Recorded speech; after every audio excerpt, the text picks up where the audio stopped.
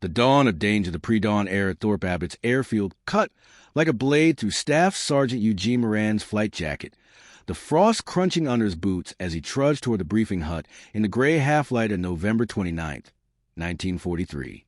The English countryside lay shrouded in mist, its rolling fields invisible beyond the rows of B-17 flying fortresses that loomed like sleeping giants on the hardstands. Gene's breath fogged in the chill, his gloved hands trembling, not just from the cold, but from a nightmare that had ripped him from sleep an hour earlier, his older brother Tommy. Trapped in the burning hull of the USS Arizona at Pearl Harbor, his screams echoing Gene's name as the ship sank. 3 missions down. 22 to go before he could go home, and Gene wondered if he'd ever outrun that guilt or the fear that gnawed at him like a rat in the dark. He adjusted the .45 pistol at his hip, a reflex born of training, and glanced at the other crewmen converging on the hut, their silhouettes hunched against the wind. Inside, the air was thick with cigarette smoke and the sour tang of nervous sweat. The 96 Bomb Group's officers and enlisted men packed shoulder to shoulder on folding chairs. Captain Thomas Callahan, pilot of Rikki Tikki Tavi, stood near the front, his broad shoulders square but his eyes fixed on some distant point, as if he saw something the rest couldn't. Gene slid into a seat beside Staff Sergeant Jimmy Tex Harper, the bald turret gunner, whose easy grin belied the tightness around his mouth. "Another milk run at Chicago?" Tex muttered, nudging Gene's elbow.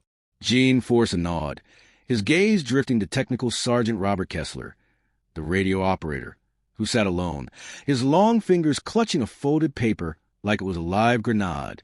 Kessler's pale eyes flicked up, meeting Gene's for a split second before darting away, and a cold prickle ran down Gene's spine. The briefing officer, a major with a voice like gravel, stepped the projector, pulling a tarp off a map of Germany.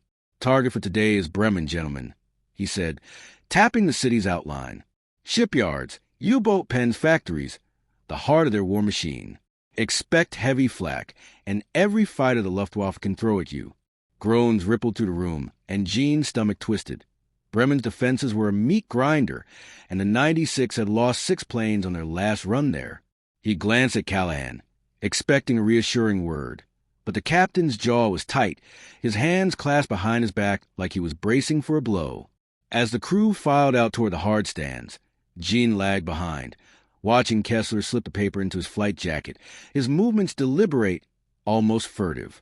At Rikki Tikki Tavi's hard stand, the B-17 silhouette towered against a stormy sky, its 4 Wright Cyclone engines gleaming with dew, the cartoon mongoose painted on its nose baring its teeth. Gene climbed the rear hatch, squeezing past the waist gunners, Sergeants Eddie Malone and Frank Russo, who were checking their .50 caliber Brownings with grim focus. The plane's interior smelled of oil, rubber, and fear, its narrow corridors vibrating as the ground crew ran pre-flight checks. Gene settled into the tail gunner's position, a cramped, glassed-in bubble at the B-17's rear, his knees pressed against the twin gun mounts. He tested the controls, the gun swiveling smoothly, but the isolation hit him hard, cut off from the crew, alone with the roar of the engines and the weight of the mission. A ground crewman, a wiry kid with a wrench tucked under his arm, poked his head in. "Engine 2's acting funny, Sarge," he said, his voice low. "Keeps sputtering on the low end. Told the captain, but he says she'll hold." Gene nodded, a knot tightening in his chest, and the crewman vanished into the mist. As the engines coughed to life, shaking the airframe, Gene donned his headset, the static buzzing like a swarm of bees. Callahan's voice crackled through. "Crew check, report positions." One by one, the 10 men sounded off. Co-pilot Sam Reed, navigator Larry Weiss, bombardier Carl Novak, flight engineer Walt Jensen, and the gunners. The plane taxied, its wheels rumbling over the tarmac, and Gene gripped his guns, staring out at the receding airfield. They lifted off, the B-17 clawing through turbulence, and Gene's heart pounded as the ground fell away, swallowed by clouds. Then, cutting through the static, a burst of German voices erupted in his headset, sharp, guttural, and gone as quickly as it came, leaving only the drone of the engines and a chilling certainty that someone, somewhere, was listening. Gene's gloved fingers tightened around the gun grips as Rikki Tikki Tavi climbed through the storm, the 17 shuddering against crosswinds, a howl like banshees outside the Perspex bubble of the tail. The German voices linger in his mind, a phantom echo he couldn't shake, though he told himself it was just a stray signal, a quirk of the radio bands over England. At 25, Gene was no stranger to fear. Growing up in Chicago's South Side, he'd faced down bullies and hunger with the same stubborn grit that got him through gunnery school. But this was different, a bone-deep dread that had rooted itself since Pearl Harbor, when his brother's death turned the war personal. He shifted in the cramped seat, his flight suit stiff with sweat despite the sub-zero cold creeping through the fuselage, and tried to focus on the mission. Bremen was a beast, its flak batteries and Luftwaffe squadrons legendary for chewing up bomber groups like the 96, and Gene knew the odds of making it back weren't in their favor. He thought of his mother's last letter, tucked in his jacket, her spidery handwriting begging him to stay safe, to come home whole. "You're all I got left, Eugene," she'd written, and the words burned like a brand. He pushed the thought away, scanning the clouds for the rest of the formation, the other B-17's faint shapes in the murk. The crew's banter crackled over the intercom, Tex's drawl cutting through. "Reckon we'll bag us some krauts today, boys? I'm itching to spin that turret." Eddie Malone laughed, but it was brittle, and Gene caught the strain in Callahan's reply. "Focus, Harper. Eyes on the sky." The captain's voice, usually steady as steel, carried an edge Gene hadn't heard before, and he wondered what was eating at him. Callahan was a West Point man, all polish and grit, the kind of officer who could thread a B-17 through a flak storm and still crack a smile, but today he seemed off, like a man carrying a secret too heavy to share. Gene's mind drifted to Kessler, the radio operator's pale face, and that damned paper. What was it? A letter? A code? Kessler was new to the crew, transferred in after their last radio man took a 20mm round over Regensburg, and he kept to himself, his clipped answers and faint accent. Pennsylvania Dutch he claimed, setting him apart. Gene had caught Tex joking about Kessler being a Kraut spy, but the laugh had died when Kessler overheard, his eyes cold as ice. Now, in the vibrating silence of the tail, Gene replayed the moment Kessler slipped the paper into his pocket, the way his fingers lingered, deliberate, like he was hiding something vital. The plane banked, climbing toward 10,000 feet, and Gene's oxygen mask fogged with each breath, the rubbery smell mixing with the metallic tang of fear. He checked his guns again, the .50 calibers gleaming under his flashlight, their ammo belts snaking into the darkness. The formation tightened, the B-17 stacking into their combat box, a wall of steel and guns aimed at Germany's heart. Gene's headset buzzed again, and he tensed, half expecting another burst of German, but it was Larry Weiss, the navigator, his Brooklyn accent sharp. "Skipper, we're 30 minutes from the coast. Weather's turning ugly." Callahan grunted, and Gene pictured him in the cockpit, hands steady on the yoke, eyes scanning the gauges. But that image clashed with the captain's distracted stare at the briefing, and Gene's unease grew. He glanced at the photo taped above his guns, him and Tommy at Lake Michigan, grinning like fools the summer before the war, and felt a pang of loss so sharp it stole his breath. Tommy had been the brave one, the sailor who'd signed up first, and Gene had followed, driven by guilt and a need to prove he wasn't the kid brother anymore. Now, alone in the tail, he wondered if he'd ever measure up. The Engine's roar deepened, and the plane shook as it hit a pocket of turbulence, the clouds outside swirling like a witch's brew. Gene's eyes flicked the horizon, searching for the first glint of enemy fighters, but all he saw was gray, endless gray. Then, faint but unmistakable, the static in his headset crackled again, and a single German word cut through, clear as a bell: Bremen. Gene's blood ran cold, his fingers frozen on the gun grips, as the word hung in the air, a warning or a promise that someone out there knew exactly where they were going. Into the storm the B-17F Rikki Tikki Tavi clawed through the storm clouds over the North Sea, its four engines roaring against a howling wind that battered the airframe like a boxer's fists. Staff Sergeant Eugene Moran hunched in the tailgunner compartment, his gloved hands gripping the twin .50 caliber guns as frost crept across the Perspex bubble, turning his view of the gray void outside into a crystalline blur. At 25,000 feet, the air was a frigid -40 degrees Fahrenheit, seeping through his heated flight suit and numbing his fingers despite the sheepskin gloves.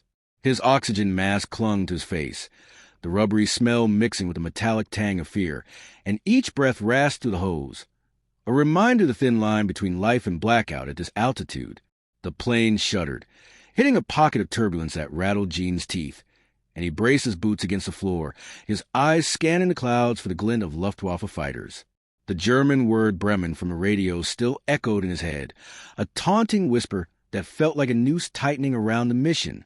Over the intercom, Captain Thomas Callahan's voice crackled, steady but clipped. "Crew, stay sharp. We're 20 minutes from the Dutch coast."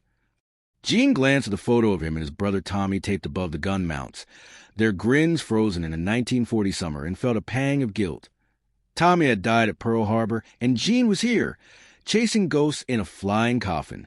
The formation of B-17s, a tight combat box of the 96 bomb group, was barely visible through the storm, their wings tipping as they fought the same winds. A sudden jolt shook the plane, and Gene's headset buzzed with Lieutenant Sam Reed's curse. "Skipper, Engine 2's losing power again. RPMs are dropping." Callahan snapped. "Feather if you have to, Sam. Keep her steady." Gene's stomach twisted. Engine 2 had been flagged before takeoff, and now it was faltering at the worst possible moment. He peered through the frost, catching a flicker of movement in the clouds, a dark shape that vanished as quickly as it appeared. His pulse spiked, fingers twitching on the triggers, but he held fire, unsure if it was a fighter or his own nerves playing tricks. The intercom crackled again, and Staff Sergeant Jimmy Tex Harper's drawl cut through. "Hell, if the Krauts don't get us, this storm will." Gene managed a grim smile, but his eyes flicked to the radio compartment forward, where Technical Sergeant Robert Kessler sat, his silhouette hunched over the dials. Kessler's cryptic paper from the briefing haunted Gene, and he wondered what the man was doing now, tuning the radio or something else entirely. A burst of flak exploded off the port wing, a black puff that rocked the plane and sent Gene's heart into his throat. The formation was nearing German coastal defenses, and the anti-aircraft guns were already awake. Lieutenant Larry Weiss, the navigator, called out coordinates, his Brooklyn accent tight. 10 minutes to the IP, skipper. Flak's gonna get worse." Gene tested his guns, the servos whining as they swiveled, and checked his ammo belts, the brass rounds gleaming under his flashlight. Another flak burst shook the plane, and a shard of metal pinged off the tail, close enough to make Gene flinch.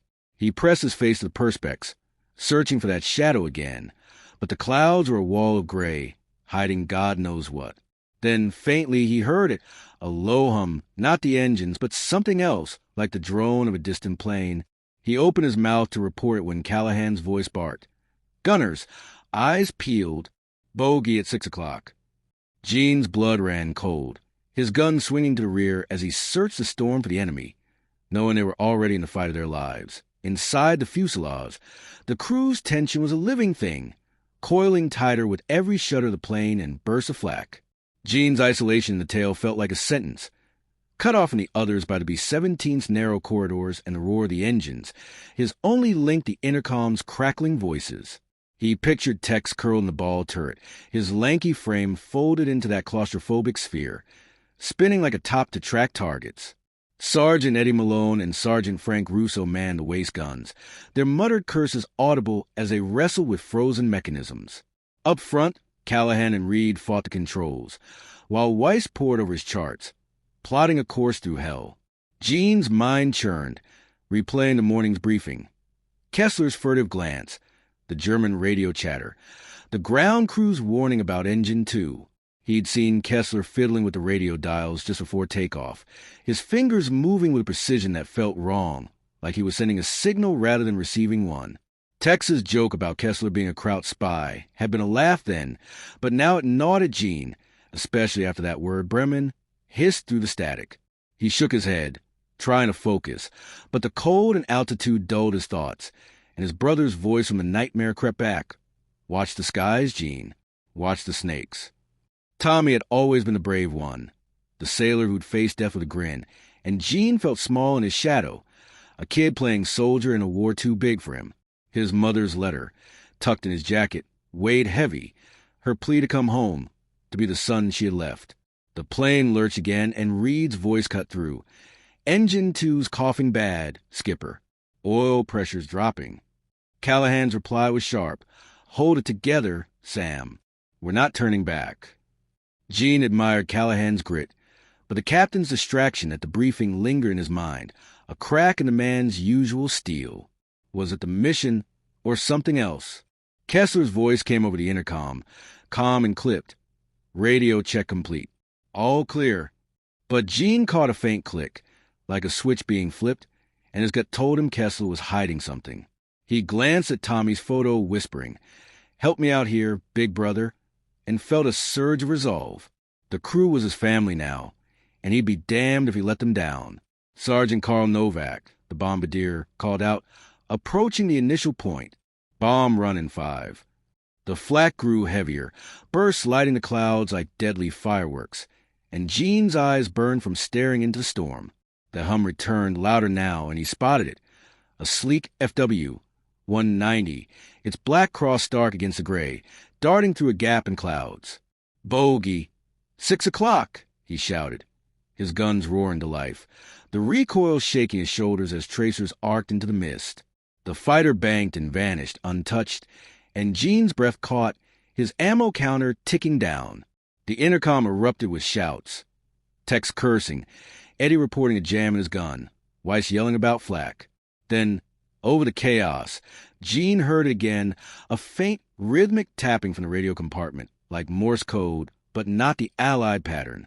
His blood froze as he realized Kessler was sending a signal, the click sharp and deliberate, and no one else seemed to notice. The plane banked hard, evading another flak burst, and Gene's headset went silent, the tapping gone. He stared into the storm, the FW-190 shadow lingering in his mind, and wondered if the real threat was outside or already aboard. Swarm of the Luftwaffe of the sky over German airspace erupted into chaos as Rikki Tikki Tavi plunged into a maelstrom of Luftwaffe fighters, their FW-190s, and Me-109s slicing the clouds like wolves hunting a wounded herd. Staff Sergeant Eugene Moran gripped the twin .50 caliber guns and tail, his heart pounding as he tracked a Black Cross FW-190 diving from 6 o'clock high, its 20mm cannons flashing. The B-17 shuddered under his fire, tracers arcing into the gray, and the fighter burst into flames, spiraling downward in a trail of smoke, a fleeting victory that did little to ease Gene's dread as more shapes materialized in the storm. The 96 bomb group's formation tightened, B-17s weaving to maximize their defensive fire, but the Luftwaffe was relentless, their attacks coordinated with precision that chilled Gene's blood. Flak bursts peppered the sky, black puffs that rocked the plane and sent shrapnel pinging off the fuselage like hail on a tin roof.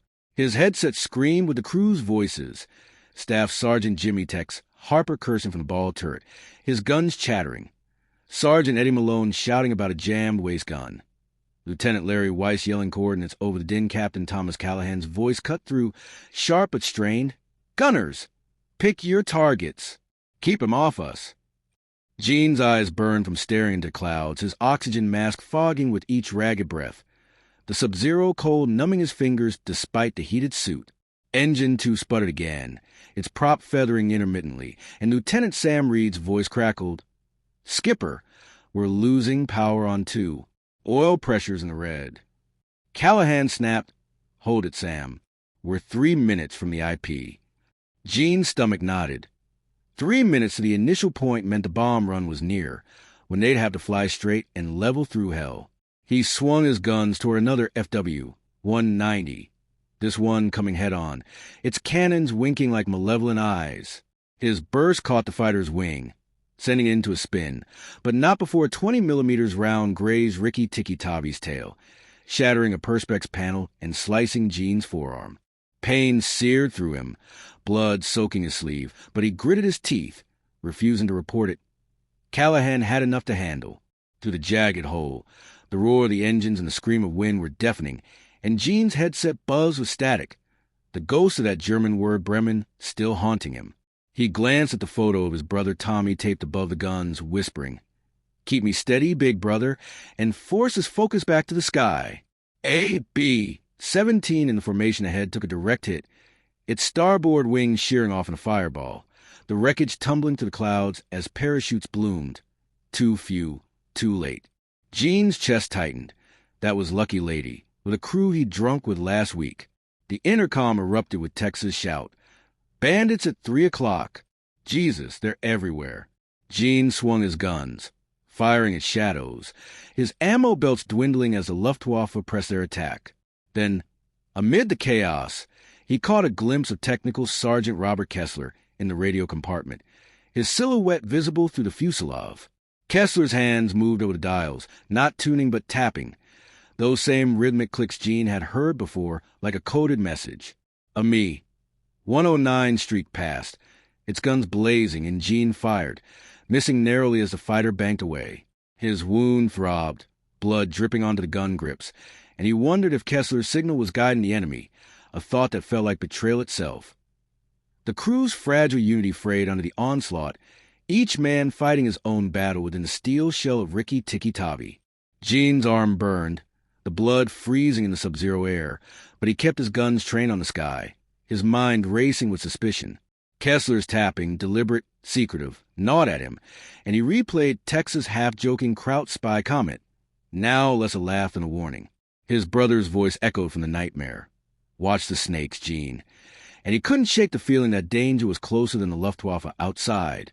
The intercom crackled with Sergeant Karl Novak's voice, the bombardier's calm belied stakes. 2 minutes to the bomb run. Need a steady course, skipper. Callahan grunted. Copy. Hold tight, everyone. But the plane lurched as engine 2 coughed again, black smoke trailing from the nacelle. Reed's shout was frantic. We're losing it. Tom. Got a feather now. The props slowed, blades locking in an odd angle, and the B-17 yawed, dropping altitude as Callahan fought the controls. Gene's isolation in the tail felt suffocating. The crew's voices as only tethered to the fight. Tex, still in the bald turret, muttered, "This tin can's going to be my coffin," his humor gone brittle with fear. Gene wanted to reassure him, but his own dread was a weight, compounded by the loss of Lucky Lady and the blood seeping through his sleeve. He thought of his mother's letter, her plea to come home, and wondered if he'd ever see Chicago again. The flak intensified, burst so close the plane rocked, and Gene's headset buzzed with Weiss's voice laced with rage. "Bastards hit my charts. We're still on course, but Danny, what the hell?" Gene craned his neck, catching a glimpse of Weiss confronting Kessler in the radio compartment. Weiss's hand was on a locked case under his seat, his face twisted with suspicion as he hissed, "What's the package, Bob? You signaling someone?" Kessler's reply was cool. "Focus on your job, Lieutenant. I'm handling mine." Gene's post-spike package? What package? His mind flashed to Kessler's paper, now this case, and the coded clicks. Was Weiss onto something, or was the navigator's hatred for the Germans clouding his judgment? Weiss, a Jewish American from Brooklyn, had spoken once of his family in Poland, lost to the Nazis, and his vendetta drove him harder than most. Gene's wound throbbed, blurring his vision, but he forced himself to focus, firing at a me, 109 that darted too close, its bullets stitching across the B-17's flank. Sergeant Walt Jenkins, the flight engineer, shouted, "Fuel lines hit, port wings leaking." The plane tilted, and Gene's stomach dropped as they lost more altitude. Straggling behind the formation, he pictured Callahan in the cockpit, his West Point polish cracking under the strain, and wondered what secret the captain was hiding. Something heavier than engine trouble or flak. Tex's voice broke through, panicked. "My turret's jammed. Can't rotate." Gene's heart sank. Tex was trapped, a sitting duck. "Hang on, Tex," he called, his voice steady despite his fear. "We'll get you out." But his eyes flicked to Kessler, who slipped a small device, metal, glinting, into his jacket, his movements quick and hidden. Gene's blood ran cold. Was it a transmitter? A sabotage tool? The flak paused, an eerie silence settling, and Gene scanned the clouds, expecting another fighter. Instead, a deafening explosion rocked the formation. AB-17 ahead collided with an FW-190, the fireball engulfing both in a shower of debris. Shrapnel rained across Rikki Tikki Tavi, punching holes in fuselage, and Gene ducked as a jagged piece missed his head by inches. His headset crackled, but no voices came. Only a low, guttural laugh, unmistakably German, whispering through the static, as if the enemy was inside the plane itself. The bomb run the sky above Bremen was a crucible of fire and steel as Rikki Tikki Tavi lumbered toward the target, its battered airframe trembling under the relentless assault of flak and fighters. Staff Sergeant Eugene Moran, bloodied and shivering in the tail gunner compartment, swung his .50 caliber guns toward a persistent Me-109, its black cross dark against the roiling clouds. His wounded forearm screamed with each recoil, the blood now frozen in his sleeve. But he fired anyway, tracers arcing into the gray as the fighter banked away, and scathed. His ammo belts were dangerously low, the counters ticking down with every burst, and a jagged hole in the Perspex bubble let in a howling wind that stung his face like needles. Below, Bremen's industrial heart. Shipyards, factories, U-boat pens, sprawled under a haze of smoke, its anti-aircraft guns spewing black bursts that rocked the 96 bomb group's formation. The intercom crackled with Sergeant Karl Novak's voice, the bombardier's tone cold and precise. Bomb run in 60 seconds. Skipper, give me a straight course. Captain Thomas Callahan's reply was taut. Copy, Carl. Steady as she goes. But Rikki Tikki Tavi was anything but steady. Engine 2 was dead, its prop feathered, and black smoke trailed from a fuel leak in the port wing. Lieutenant Sam Reed shouted, "Oil pressure's dropping on Engine 3, Tom. We're losing altitude." The plane yawed, dropping below the formation, a straggler in the sky swarming with Luftwaffe wolves. Gene's headset buzzed with Staff Sergeant Jimmy Tech's Harper's panic from the ball turret. "I'm still jammed down here. Get me out." Gene's heart clenched. Tex was trapped, his turret a glass cage, but he couldn't leave his post, not with fighters circling. A flak burst detonated off the starboard wing, shrapnel punching through the fuselage, and Gene ducked as a shard grazed his helmet, leaving a dent. His eyes flicked to the photo of his brother Tommy, taped above the guns, and he whispered, "Don't let me fail them," drawing strength from the memory of Tommy's courage at Pearl Harbor. Another B-17 in the formation took a hit, its nose erupting in flames before it spiraled downward, no parachutes blooming. Gene's stomach churned.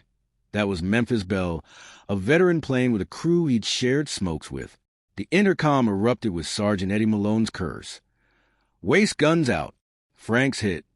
Sergeant Frank Russo groaned, wounded, and Gene felt a surge of helplessness, trapped in the tail. He fired at a diving FW-190, his gun stuttering as the ammo ran dry and the fighter veered off, taunting him. Amid the chaos, Gene caught a glimpse of Technical Sergeant Robert Kessler in the radio compartment, his hand slipping a small metal device, glinting, compact, back into his jacket. The sight froze Gene's blood. Was it the same device from before, a transmitter guiding the enemy? Lieutenant Larry Weiss's voice cut through, laced with fury. "Bob, what's in that case under my seat? You and your damn secrets." Kessler's reply was icy. "Do your job, Danny. We're on the bomb run." Gene's mind raced. Weiss's case, Kessler's device, the German laugh in his headset. Were they connected? Novak's voice returned. "Bombs away." The B-17 lurched upward as the payload dropped, and Gene glimpsed Bremen burning below, factories erupting in orange blooms. But the victory was hollow. A Me-109 streaked past, its cannon stitching the fuselage, and Engine 3 burst into flames, the fire licking the wing like a hungry beast. The crew's cohesion splintered under the weight of the bomb run, each man grappling with fear and suspicion as Rikki Tikki Tavi fought to survive. Gene's arm throbbed, his vision blurring from blood loss and hypoxia, the cold air through the shattered perspex stealing his breath. His ammo was gone, leaving him defenseless, and he pressed himself against the gun mounts, scanning the sky for fighters that could end them with a single pass. The fire on Engine 3 raged, and Sergeant Walt Jenkins's voice crackled. "I'm on it, Skipper." Fire extinguishers working. The flames subsided, but the engine was dead, and the plane sank further, now a lone target trailing the formation. Callahan's voice was grim. "Crew, prepare for evasive action. We're not out of this yet." Gene pictured the captain in the cockpit, his West Point jaw set, but the strain in his voice betrayed a deeper burden. Something beyond the mission, maybe tied to his distraction at the briefing. Gene's mind churned with Kessler's device and Weiss's case. The word package, echoing from their argument. Weiss's rage, fueled by his family's loss in Poland, made him reckless. But was he right about Kessler? Gene recalled his brother's warning, watched the snakes, and felt a chill unrelated to the altitude. His mother's letter, tucked in his jacket, seemed a distant dream, her plea to come home clashing with the reality of Bremen's inferno below. Tex's voice broke through, weaker now. "Gene, I'm stuck." Turrets locked tight. Gene's throat tightened. Tex was his closest friend. The Texans humor a lifeline in this hell, and he vowed to get him out. "Hang on, Tex," he called, his voice steady despite his fear. Weiss's shout interrupted. "Sam, check this case. Danny's hiding something." Reed snapped. "Not now, Larry. We're barely flying." But Gene saw Weiss fumbling with a locked metal case under his navigator seat, his hands shaking with rage or fear. Kessler's voice, calm as ice, cut in. "Leave it, Lieutenant. You'll get us all killed." Gene's suspicion flared. Was Kessler protecting the case or deflecting? The plane shuddered. Flak burst fading as they cleared the target. But the Luftwaffe didn't relent. A Me 109 dove from above, its guns blazing, and Gene ducked, helpless without ammo. The fighter missed, but the damage was done. Hydraulics screamed, and the plane tilted dangerously. Callahan's order was desperate. "Crew, brace for impact if we lose another engine." Gene's gaze locked on Kessler, who sat calmly, his hands folded, as if the chaos didn't touch him. Then, through the fuselage, Gene saw Weiss pry open the case, revealing a bundle of papers, maps, codes, maybe Luftwaffe secrets. Weiss's eyes widened, and he hissed, "You knew, Bob. You knew what this was." Kessler's face was unreadable, but his hand twitched toward his jacket, where the device hid. Gene's blood ran cold. Was Weiss's discovery the package it argued about? Before he could process it, a flak burst detonated directly beneath the plane, a deafening roar that knocked Gene against the bulkhead. His headset screamed with static, and the oxygen system failed, the hiss of his mask replaced by silence. At 25,000 feet, without oxygen, they had minutes before blackout. Callahan's voice, faint and garbled, reached him. "Masks share, hold on." Gene's vision tunneled, his lungs burning, as he fumbled for a spare oxygen bottle. The crew's shouts fading into a haze. Through the blur, he saw Kessler rise, his silhouette moving toward Weiss, and a single thought pierced Gene's fading consciousness. The traitor was making his move. Crippled and hunted to be, 17F Rikki Tikki Tavi limped away from Bremen's inferno, its two functioning engines straining as black smoke trailed from the dead hulks of engines 2 and 3, their props feathered like broken wings. Staff Sergeant Eugene Moran slumped in the tailgunner's compartment, his wounded forearm throbbing, the frozen blood in his sleeve cracking with each movement. The oxygen system's failure left him lightheaded, his vision swimming as he shared a spare bottle with Sergeant Eddie Malone, passing it back and forth through the fuselage. At 20,000 feet, the air was a razor, slicing to the shattered perspex bubble and chilling Gene to the bone, his heated suit useless against the wind. His .50 caliber guns were silent, ammo spent, leaving him defenseless as he scanned the gray clouds for the Luftwaffe's next move. The 96 Bomb Group's formation was a distant speck ahead, Rikki Tikki Tavi a straggler, easy prey for the fighters that had already claimed Memphis Belle and Lucky Lady.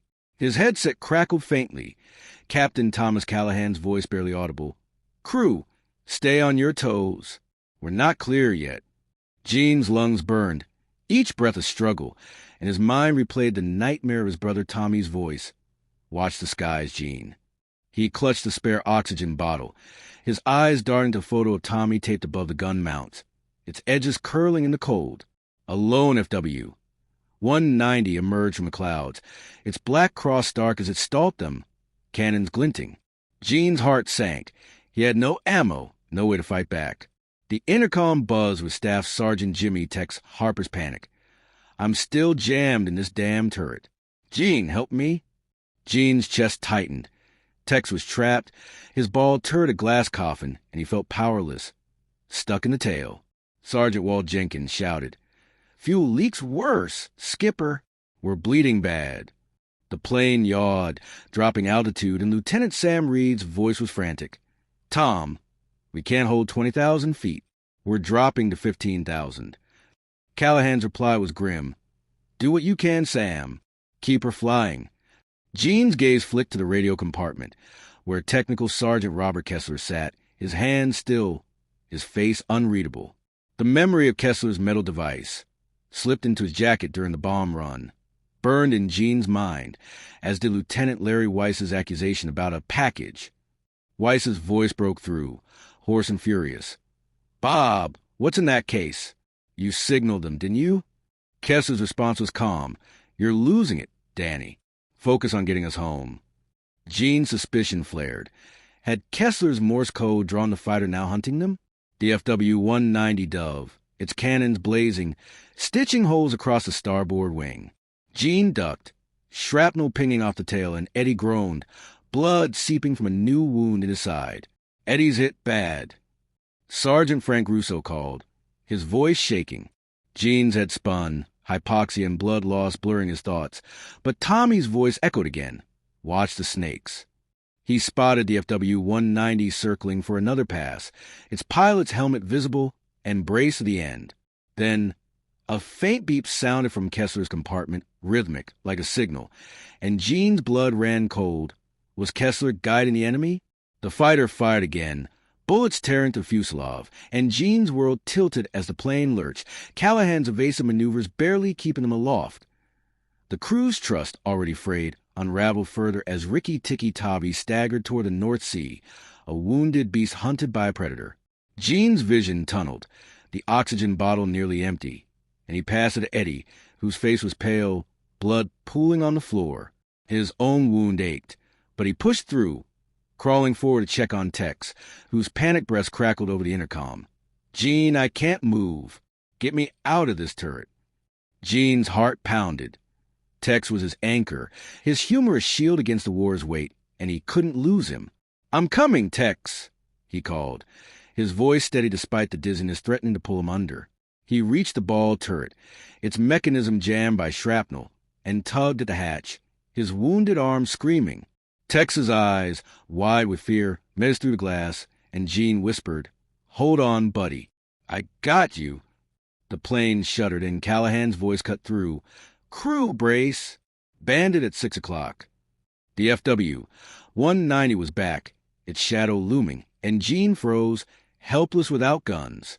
Inside the fuselage, Weiss was shouting, his Brooklyn accent thick with rage. Kessler, you're signaling them. I saw that device. Kessler's reply was sharp. You're delusional, Danny. Those codes in your case, whose side are they for? Gene's mind reeled. Weiss's case. Kessler's device, the German laugh in his headset. Were they all linked? He recalled his mother's letter, her plea to come home, and felt a surge of guilt. He was failing her, failing Tommy, failing Texas. Callahan's voice broke and strained. I'm carrying an ADF document, crew. Classified. That's why I've been off. If we go down, it can't fall into enemy hands. Gene's breath caught. Was Callahan's secret the key or deflection? The plane dropped again, now at 12,000 feet, and Jenkins yelled, Hydraulics are shot. Landing gears stuck. Gene's gaze locked on Kessler, who sat calmly, his hands folded, but the faint beep persisted, emanating from his jacket. Weiss lunged, grabbing Kessler's arm, and the two grappled, paper scattering. Gene crawled back to the tail, his head pounding, and saw the FW-190 lining up for a final run. He braced, expecting death, when the fighter suddenly banked away, as if called off, its silhouette vanishing into the clouds. Gene's relief was short-lived. The beep from Kessler's device grew louder, unmistakable now, and he realized it had stopped the attack. His headset crackled, and Callahan's voice was faint. Crew, we're losing altitude fast. Prepare to ditch if we hit the channel. Gene's eyes flicked to Eddie, barely conscious, and Tex, still trapped. He thought of Tommy, dying alone at Pearl Harbor, and vowed to save his crew. But Kessler's voice came over the intercom, cool and deliberate. I'm OSS crew. That signal was to Dutch resistance. Trust me? Weiss's shout was immediate. Liar. You're working for the Krauts. Gene's hand tightened on his .45 pistol, his trust shattered. Had Kessler saved them, or betrayed them? Before he could decide, a new sound pierced the static. A German voice, clear and cold, demanding in English, "American bomber, surrender now. We have friends aboard your plane." Gene's blood froze, his eyes locked on Kessler's silhouette, and the realization hit. The traitor was real, and they were still in the crosshairs. The traitors gained the B-17F Rikki Tikki Tavi staggered over the North Sea, its two remaining engines coughing like dying lungs, the airframe trembling as it bled fuel and altitude. Staff Sergeant Eugene Moran crouched in the tail, his wounded forearm pulsing with pain, the frozen blood in his sleeve a grim reminder the bomb run's toll. The oxygen system was patchy, forcing the crew to share spare bottles, and Gene's head throbbed from hypoxia, his breath shallow through a cracked mask. At 10,000 feet, the cold was a living thing, seeping to the shattered perspex bubble and numbing his fingers, his .45 pistol a useless weight at his hip, with no ammo left for his guns. The German voice demanding surrender. "American bomber, we have friends aboard," echoed in his headset, a chilling taunt that turned his blood to ice.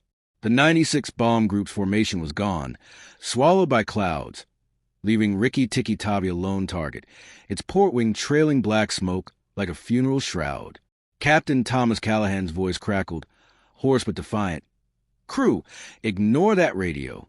We're not surrendering. Sam, keep us flying." Lieutenant Sam Reed's reply was strained. "Trying, Skipper, but engine 4 is overheating. We're down at 8,000 feet. Gene's gaze flicked to the photo of his brother Tommy, taped above the gun mounts, its faded grin urging the fight on. Staff Sergeant Jimmy Tex Harper's voice broke through, ragged from a ball turret. "Gene, I'm still stuck. Don't let me die in this thing." Gene's heart clenched. Tex's panic was a knife, and he vowed to free him, crawling forward despite the dizziness. Sergeant Eddie Malone lay slumped in the waist, blood pooling from his shrapnel wound, while Sergeant Frank Russo tended him, his face pale. Sergeant Walt Jenkins shouted, "Fuel's critical, Tom. We might not make the channel." The plane lurched, and Gene steadied himself, his eyes locking on Technical Sergeant Robert Kessler in the radio compartment. Kessler's OSS claim that signal was a Dutch resistance hung in the air, but Lieutenant Larry Weiss's furious shout cut through. "You're a liar, Bob. That device signaled the Krauts." Kessler's face was stone, but Gene remembered the rhythmic beeps, the FW-190 sudden retreat, and the German voice. Was Kessler a hero or the friend the enemy claimed? Weiss lunged, prying open his lock case, revealing a bundle of papers, Luftwaffe codes, maps, maybe stolen secrets. "This is why I'm here," Weiss snarled. "Smuggled from a down me, 109. You knew, Bob, and you're sabotaging us." Kessler's hand twitched toward his jacket, where the metal device hid, and Gene's grip tightened on his pistol.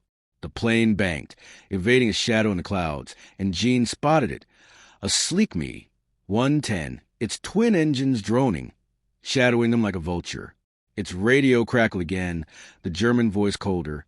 "Surrender, or we end you now." Gene's stomach twisted. The Me-110's guns could shred them in seconds. A glint caught his eye, parachutes drifting below, too far to identify. Were they from a down B-17, or something worse? Callahan's voice was grim. "Crew, prepare to ditch if we can't hold altitude." Gene crawled back to Tex, tugging at the turret's jammed hatch, his wounded arm screaming.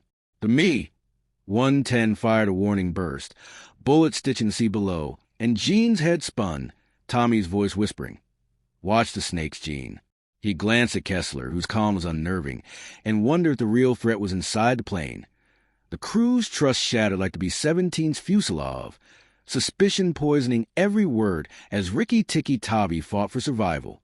Gene's fingers slipped on the turret hatch, Tex's terrified eyes meeting his through the glass. "Don't give up, Tex," Gene said, his voice steady despite the hypoxia blurring his vision. Tex's drawl was weak. "You're my brother. Chicago. Get me out of here." Gene's throat tightened. Tex was his lifeline, his humor a shield against the war's weight, and he couldn't fail him. His mother's letter, tucked in his jacket, burned with her plea to come home. But Chicago felt a world away, drowned in the North Sea's gray expanse. Weiss's voice roared over the intercom. Kessler's a traitor. Those codes are real, and he's trying to stop them reaching SHAF. Kessler's reply was measured. Danny, you're paranoid. I'm OSS, tasked with resistance contact. That device saved us from the FW-190. Gene's mind reeled. Kessler's beeps had stopped the fighter, but was it resistance or betrayal? Callahan's revelation about the SHEF document, classified, critical, added another layer, but Gene sensed the captain was hiding more. Tom, level with us. Gene called, his voice hoarse. Callahan hesitated, then said, the document's a decoy meant to mislead German intelligence. If it's lost, we're fine, but if it's captured, we're screwed. Gene's trust wavered. Was Callahan's secret tied to Kessler's? The plane dropped to 6,000 feet, the sea looming closer, and Jenkins yelled, landing gear stuck. Ditching's going to be rough. Russo's voice broke. Eddie's fading. We need a medic. Gene's guilt surged. He'd vowed to protect the crew, like Tommy would have, but he was failing. Weiss and Kessler grappled, papers from the case scattering, and Gene saw a photo slip from Kessler's jacket, a German family, smiling, dated 1938. His blood ran cold. Was Kessler a double agent? Explain this, Bob. Weiss shouted, snatching the photo. Kessler's face twitched. My family, Danny, dead by Nazi hands. I'm no traitor. Gene's hand hovered over his pistol, torn between Kessler's story and the evidence piling up.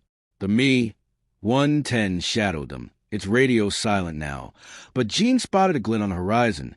A U-boat surfacing, its deck gun swiveling. His stomach dropped. Ditching near a U-boat was a death sentence. Kessler spoke, his voice low. I can use the device to fake a distress call, draw the Me-110 away. Weiss scoffed. So you can signal your crowd friends? Gene's eyes met Tex's, and he nodded, trust Kessler, for now. Kessler tapped the device, sending a coded burst, and the Me-110 veered off, chasing a phantom. Relief washed over Gene, but was short-lived. Engine force-sputtered, and the plane began a slow spiral, the sea rushing up. Callahan's voice was calm. Crew, brace for ditching. Get to the rafts. Gene yanked at Tex's hatch, his strength fading, and the turret groaned open. Tex tumbling out, gasping.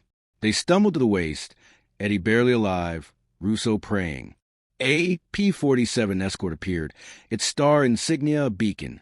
But the Me-110 returned, guns blazing, shredding the P-47 in a fireball. Gene's hope died as parachutes bloomed below, enemy or ally, he couldn't tell. Kessler's device beeped again, and Gene's suspicion flared. Had the call lured the Me-110 back? The U-boat's gun fired, a shell splashing nearby, and Callahan's voice faded. Crew, hold on.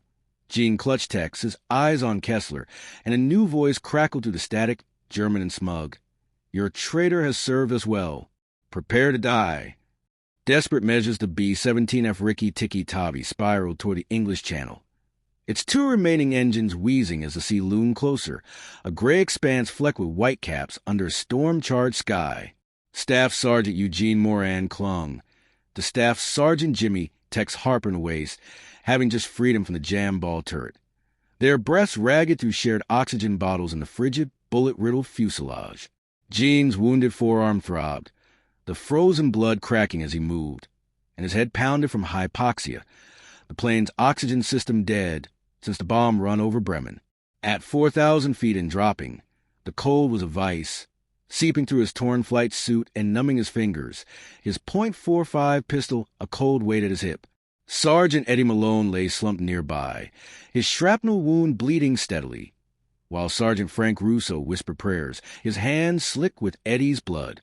Captain Thomas Callahan's voice crackled faintly over the intercom. Crew, brace for ditching. Get to the life rafts. Sam, keep her level as long as you can. Lieutenant Sam Reed's reply was grim. Trying, skipper, but engine 4 is about to quit. The plane shuddered, its port wing dipping, black smoke trailing from the fuel leak. Gene's eyes flicked a photo of his brother Tommy. Taped in the tail, its memory urging him to protect his crew, but the German voice, "Your traitor has served us well," echoed in his headset, a poison that fueled his distrust. The Me-110 shadowed them, its twin engines droning, its radio repeating the surrender demand with chilling calm. Gene spotted a U-boat below, its deck guns swiveling, a glint of menace in the waves. Technical Sergeant Robert Kessler's OSS claim that his device signaled Dutch resistance clashed with Lieutenant Larry Weiss's accusation of betrayal, the navigator clutching his case of Luftwaffe codes like a lifeline. Weiss's voice roared, "Bob, you call that Me-110 back.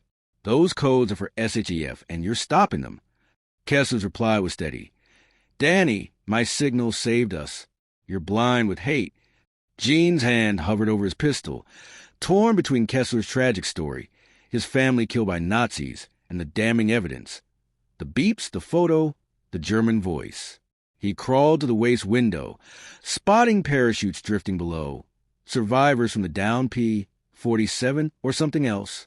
The plane dropped to 2,000 feet, the sea rushing up, and Sergeant Walt Jenkins yelled, "Hydraulics are gone!"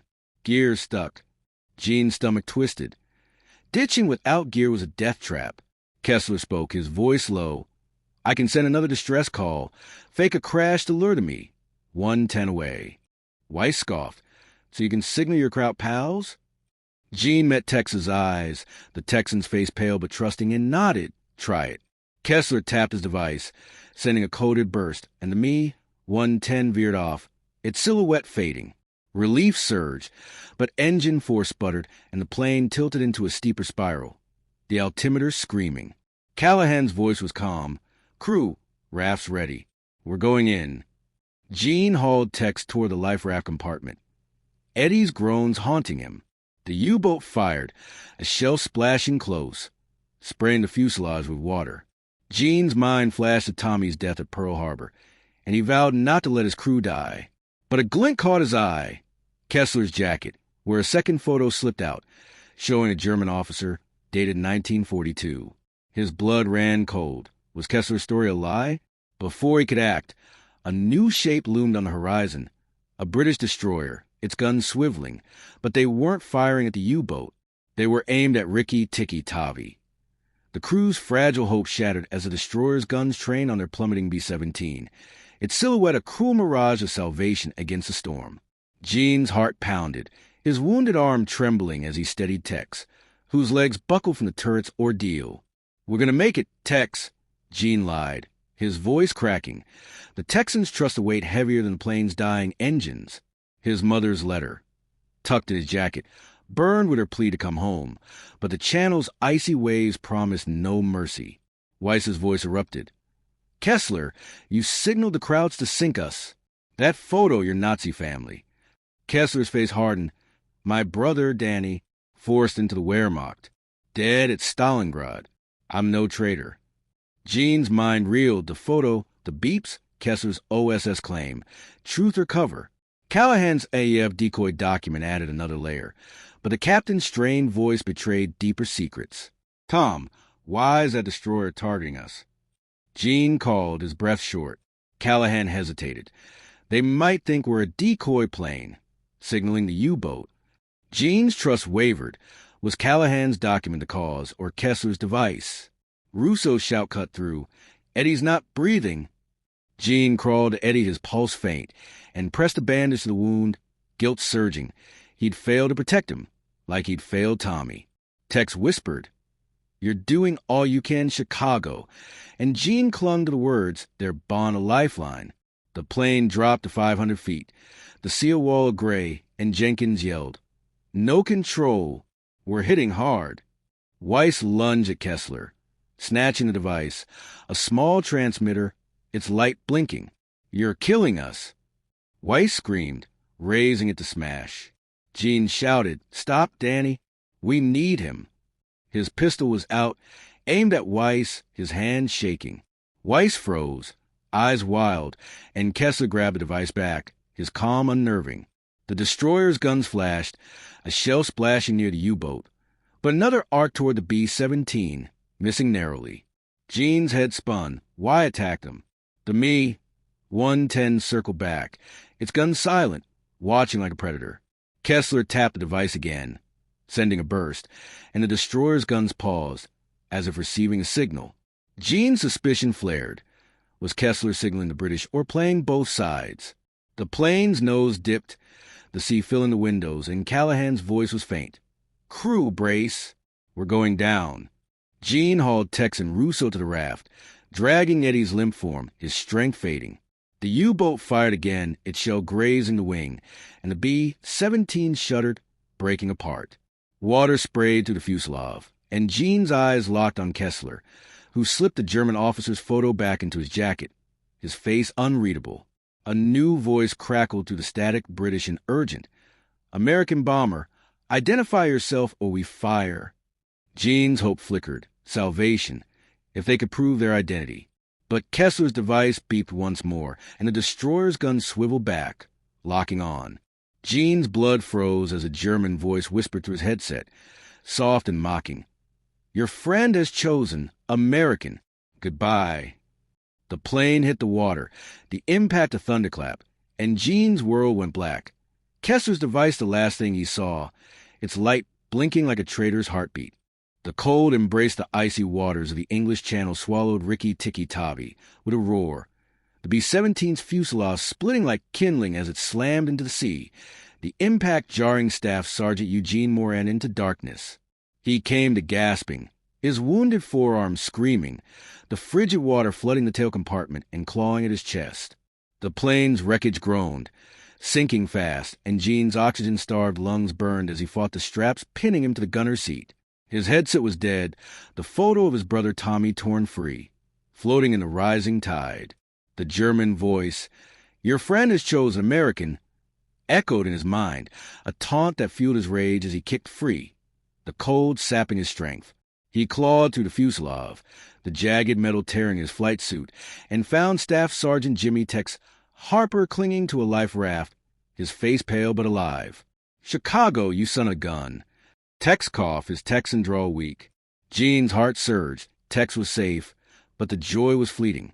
Sergeant Eddie Malone's body floated nearby, lifeless, his shrapnel wound a dark stain in the water.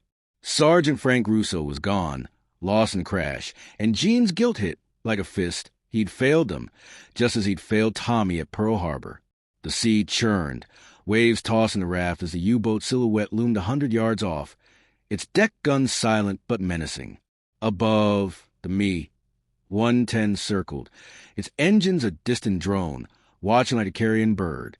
Gene hauled Tex onto the raft, his wounded arm trembling, and scanned for survivors.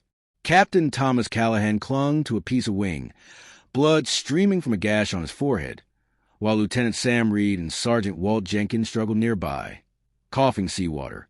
Lieutenant Larry Weiss and Technical Sergeant Robert Kessler surfaced, grappling over Weiss's metal case, its Luftwaffe codes sinking into the depths. Weiss's scream was raw. "You let it go, Bob. You wanted it lost." Kessler's face was grim, his jacket torn, the German officer's photo gone. "It was useless, Danny," he said, his voice steady. "My signal was for the resistance." Gene's suspicion flared. Kessler's device, its blinking like the last thing he'd seen before the crash, could have drawn the destroyer's fire. The British destroyer, now a quarter-mile off, lowered a rescue boat, its crew shouting through the storm. But a new threat emerged, a German E-boat, sleek and fast, cutting through the waves. Its machine guns opened fire, bullets stitching the water near the raft, and Gene's stomach dropped. They were sitting ducks. He fumbled for a flare gun in the raft's kit, his fingers numb, and fired a desperate shot, the red arc blinding the E-boat's gunner.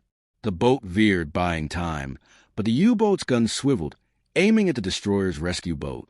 Callahan's voice was weak. "Crew, stay together. Signal the destroyer." Gene's eyes locked on Kessler, who clutched a new device, its light blinking faintly. Was it signaling the British or the Germans? A shell from a U-boat splashed close, rocking the raft, and Gene's mind flashed to his mother's letter, her plea to come home, now sinking with the plane. He gripped Tex's arm. vowing to survive. But the E-boat's guns roared again, and the destroyer's return fire lit the sea in a deadly dance. Kessler's device beeped, and Gene's hand hovered over his .45. The traitor's identity is shadow in the storm. The survivors huddled on the raft, their world reduced to cold, fear, and mistrust as the channel's waves threatened to swallow them whole. Gene's wounded arm was afire of pain, his strength fading, but he held Tex close, the Texan's shivering body a reminder his vow to protect his crew. Tex whispered, "You got me out. Chicago. Don't let go now." Gene's throat tightened. Tex was his brother in all but blood, and he couldn't fail him. Callahan, bleeding but defiant, rallied the survivors. "We're not done yet. Signal that destroyer." His ADF decoy document, lost in the wreck, weighed on him, his face etched with guilt. Gene's trust in the captain wavered. Was the decoy a lie to cover something worse? Weiss, clinging to the raft's edge, was a coil of rage, his eyes fixed on Kessler. "You sank the codes, Bob. You're working for them." Kessler's voice was calm. "Those codes were fake, Danny. A plan to trap us. My family died to stop the Nazis. I'm no traitor." Gene's mind churned. The German officer's photo, Kessler's beeps, the destroyer's attack. Nothing added up. His brother Tommy's voice echoed. "Watch the snakes, Gene." And he felt the weight of betrayal. Jenkins and Reed, shivering beside Callahan, checked the raft supplies, finding only one flare left. The E-boat circled closer, its guns silent but ready, while the U-boat held its fire, as if waiting for a signal. The destroyer's rescue boat fought the waves, its crew waving, but the distance was too great, and the E-boat cut between them, machine guns chattering. Gene fired the last flare, its light arcing toward the E-boat, forcing it to swerve.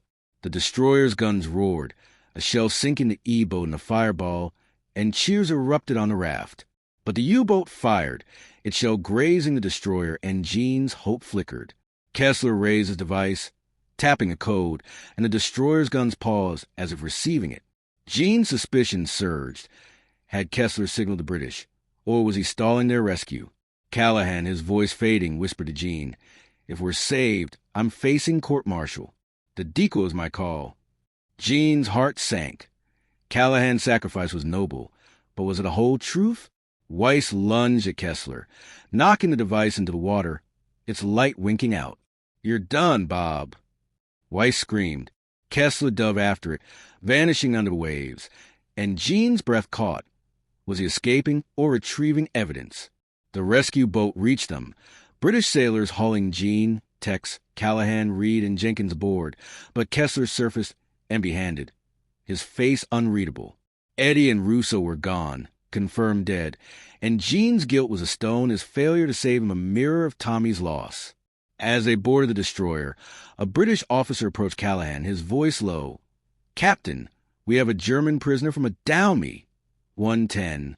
He claims one of your crew is a traitor." Gene's blood froze, his eyes on Kessler, now silent among the survivors. The officer's gaze swept the group, and a new voice crackled over the destroyer's radio, German and cold. "The American with the codes is ours. You cannot escape." Gene's hand tightened on his pistol, the traitor's shadow looming larger, and he realized the fight for survival was far from over.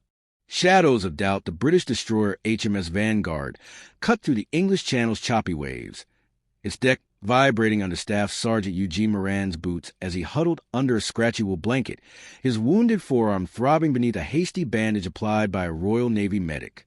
The icy chill of the crash lingered in his bones, his flight suit sodden and torn, the memory of Rikki Tikki Tavi splintering fuselage haunting him like a ghost.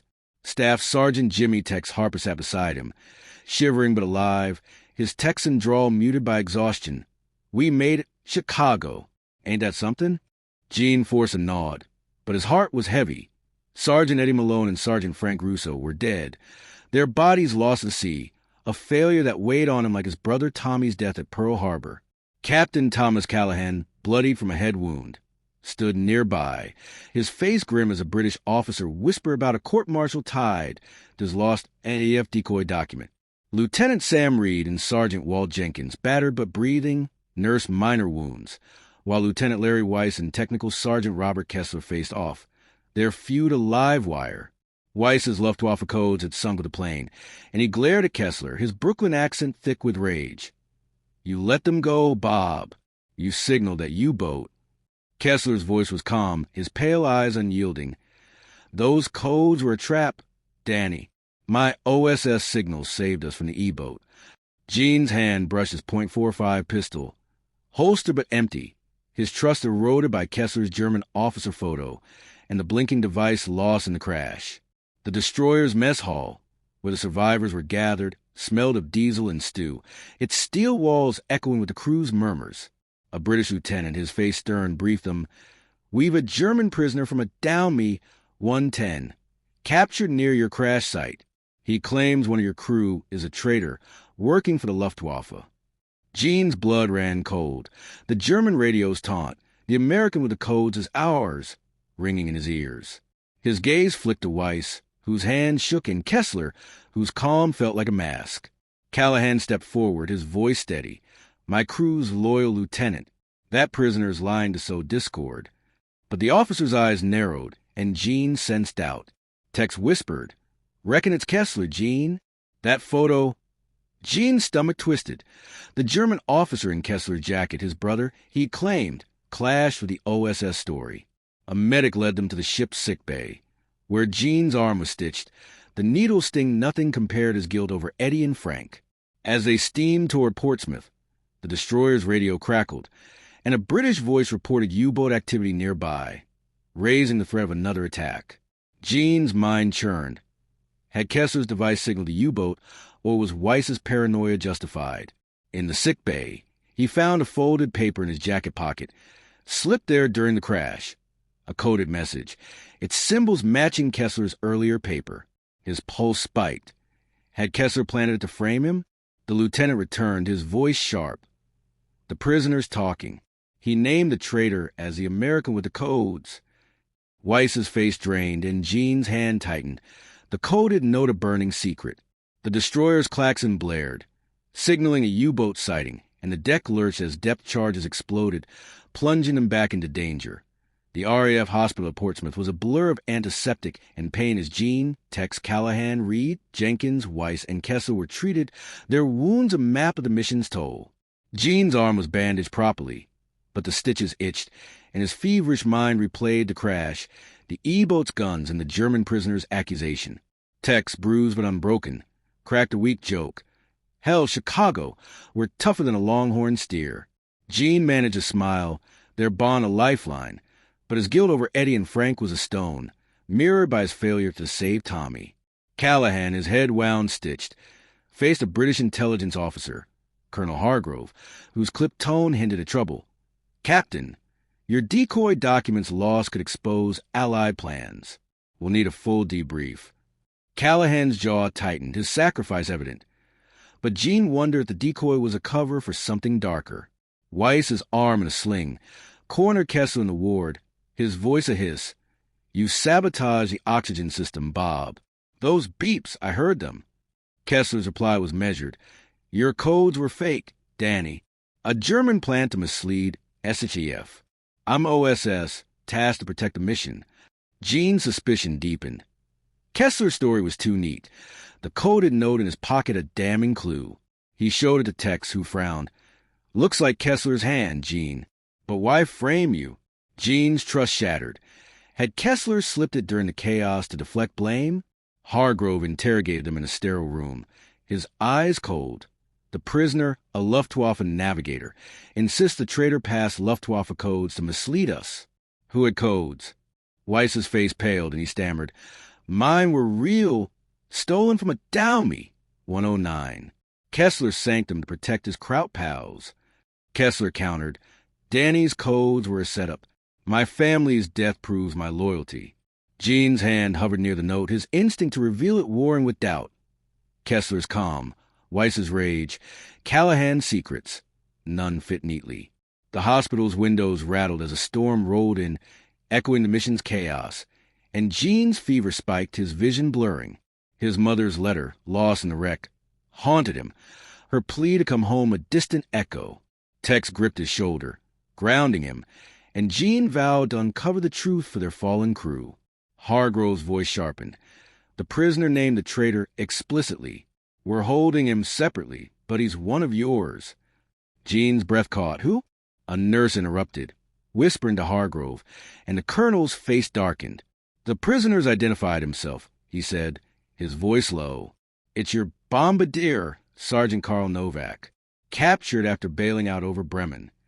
Gene's world tilted. Novak, quiet and steady, had been with them until the bomb run, then vanished. Had he bailed out or been taken? Weiss's eyes widened. Novak? He saw my case. Kessler's face was unreadable, and Callahan's shoulders sagged. Guilt etched deep. Gene clutched the coded note. Its symbols deciphered betrayal, and a new fear gripped him. Novak's accusation could destroy them all, but was he the traitor or another pawn? As Hargrove led them confront Novak, a radio in the ward crackled, and a German voice whispered, clear and chilling, "The game is not over. Americans, your secrets are ours." Gene's blood froze, the note burning in his hand, and he realized the traitor's shadow was still among them.